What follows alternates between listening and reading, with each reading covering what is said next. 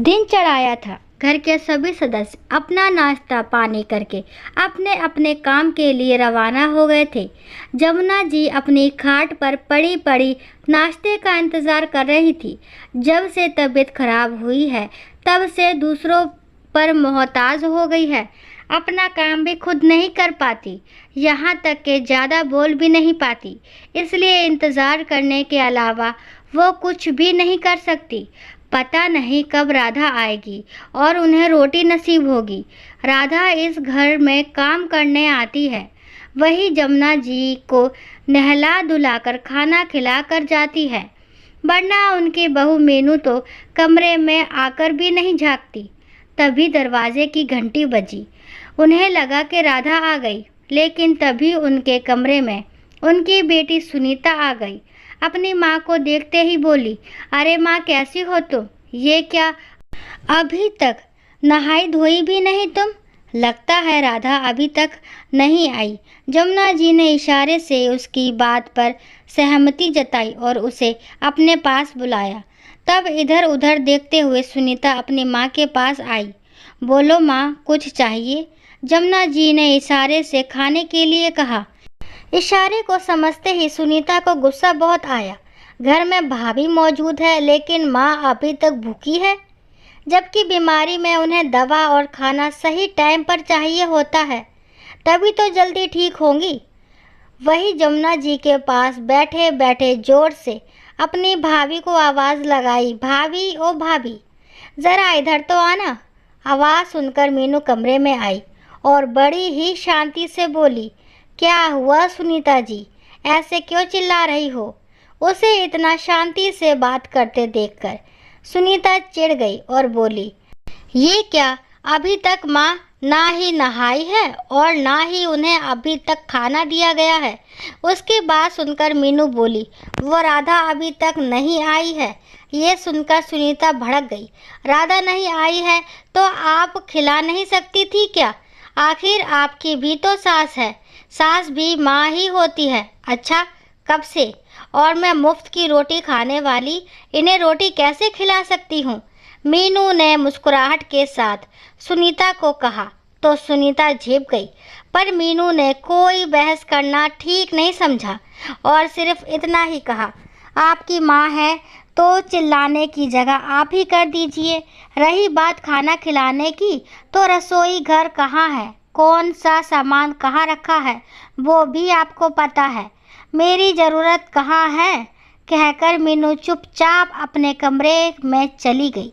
सुनीता खुद ही उठी और चुपचाप रसोई में से अपनी माँ के लिए पहले खाना लेकर आई और उन्हें खाना खिलाने लगी। इधर मीनू अपने कमरे में आ गई। कमरे में आने के बाद उसे याद हो आया वो दिन जब वो नीरज की पत्नी बनकर इस घर में आई थी।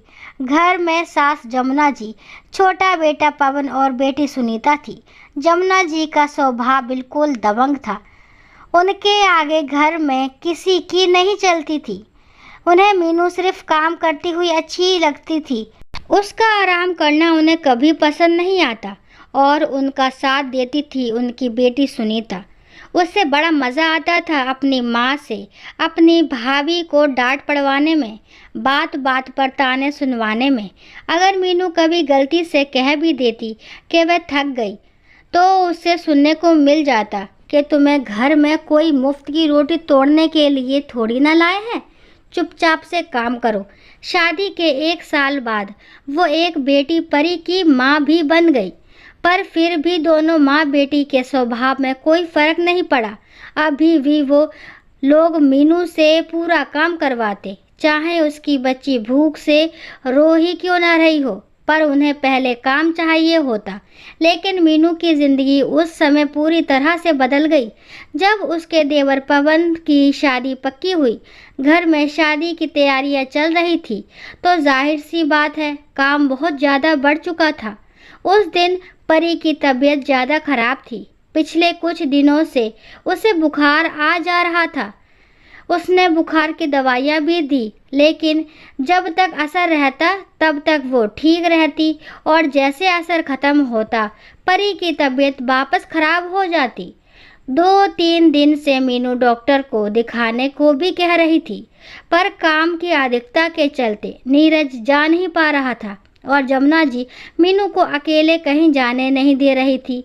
उनका सिर्फ एक ही तकिया कलाम था, अरे बच्चे हैं, हारी बीमारी चलती रहती है, अब छोटी छोटी चीज़ों के लिए डॉक्टर के पास थोड़ी ना जाएंगे, जा चुपचाप काम कर। पर उस दिन परी रोए जा रही थी, यहाँ तक के दूध भी नहीं पी रही थी, लेकिन जमुना जी का मन नहीं पसीज रहा था। मीनू उसे गोद में लेकर दूध पिलाने की कोशिश कर रही थी तो जमुना जी ने डांट दिया, अरे घर में शादी का काम है और तू बार बार बच्चे को लेकर बैठ जाती है, जा फटाफट खाना बना, बहुत भूख लगी है, दूसरे काम भी निपटाने हैं, थोड़ी देर बच्ची को रो भी लेने दिया करो ताकि उसके हाथ पैर चले। आखिर मीनू को परी को छोड़कर रसोई में जाना पड़ा। बीच में 1-2 बार कमरे में आने की कोशिश भी की, पर सुनीता अपनी माँ को भड़का देती और उसे डांट पड़ जाती। 2 घंटे बाद मीनू अपना रसोई का काम निपटा कर फटाफट कमरे में गई तो देखा कि नन्ही सी परी रो रो कर थक हार कर खुद ही सो गई थी, मुंह में अंगूठे को लिए हुए तितर बितर हालत में सोई हुई अपनी 5 महीने की बेटी को देखकर मीनू की आंखों में आंसू आ गए। उसकी आंखों का फैला हुआ काजल बता रहा था कि कितना रोई होगी, लेकिन घर में आखिर सुनने वाला कौन था। तभी बाहर से जमुना जी की आवाज़ आई, अरे ओ बहू कहाँ चली गई, ज़रा जल्दी से चाय तो बनाकर लेकर आ, अभी तो खाना खाया है, अब फिर से चाय।